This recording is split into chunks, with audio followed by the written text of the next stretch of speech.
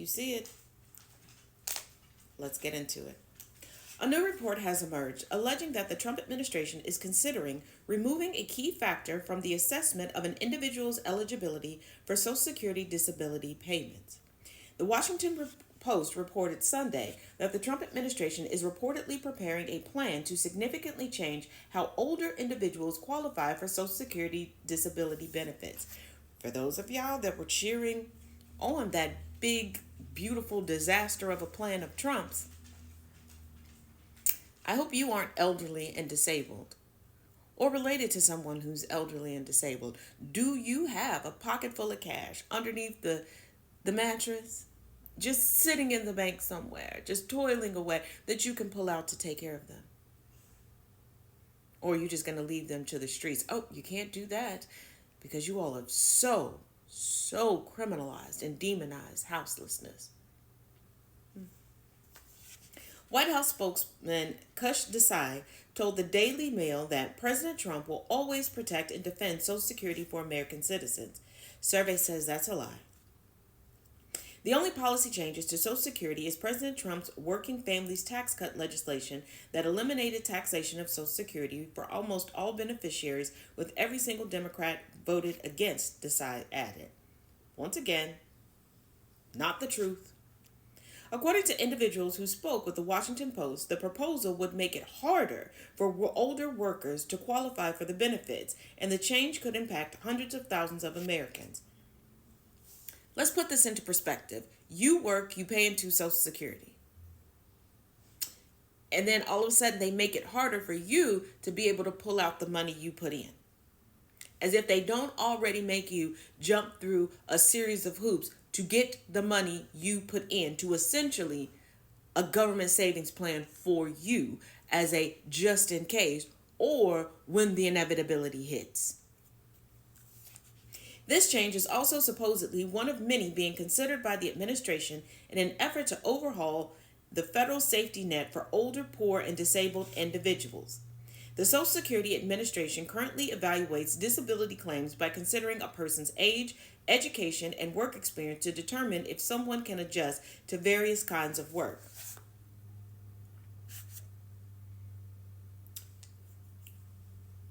I want you to hear this again. The Social Security Administration currently evaluates disability claims by considering a person's age, education, and work experience to determine if someone can adjust to various kinds of work. Where in there do you hear them considering the actual disability? Because that is a major factor in what you can or cannot do. And for those of you all that are like, well, everybody just needs to work. You have to be able to, you have to pay into it to begin with, okay? But also, without these safety nets, do you realize what that would do to our economy? Because yes, you need workers, but you also need consumers. If everybody is just working and can't take the time to spend anything, what do you think happens? Older applicants, typically those over age 50, have historically been more likely to qualify, as age has been considered a factor that limits a person's ability to transition to new types of employment. Once again, not considering the disability that would prevent people from being able to change career fields or continue within the career field that they have. And ageism is a big factor in this. Under the proposed plan, officials are reportedly considering either removing age as a factor altogether or raising the threshold to 60 years of age. According to 3 individuals familiar with the proposal who spoke on condition of anonymity, this change would represent one of the most significant shifts in how disability claims are evaluated in decades. The administration is also reported to be working on modernizing the labor market data used in these assessments. The current database, long criticized as outdated, still includes obsolete jobs such as nut sorter and telephone quotation clerk, following a 2022 Washington Post investigation that highlighted these issues. Officials are now seeking to replace the old data with more current labor statistics that reflect today's job market. With what staff? With what staff and what budget to do this? Because we keep forgetting that they went in there slicing and dicing the federal government down to essentially a skeleton crew. And now trying to hire back people or hire people who are so severely underqualified just to have bodies in the seats. So how? There aren't even enough people to handle assessments now. So how is this supposed to be done? And how efficient will this be?